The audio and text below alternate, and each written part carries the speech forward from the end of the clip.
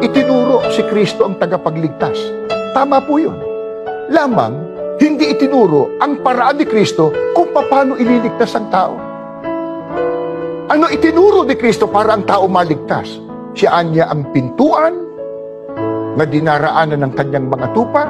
Sino mang pumasok sa loob ng kanyang kawan, maliligtas. Ang kawan po, Biblia ang may sabi, Iglesia ni Kristo. Yan po dahilan, mga mahal po naming kaibigan, kababayan, mga televiewers, sumusubaybay sa palatuntunan ito.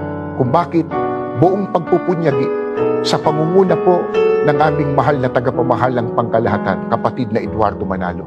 Kasama po ang lahat ng mga ministro at mga manggagawa, mga may tungkulin at mga kapatid sa buong daigdig kung saan man po meron ng lokal ng iglesia. Patuloy po naming ipinalalaganap ang katotohanan ng nakasulat sa Biblia na ang tao para maligtas dapat po nasa loob ng kawan ni Kristo, iglesyang tinubos niya ng kanyang mahalagang dugo. Itinuro si Kristo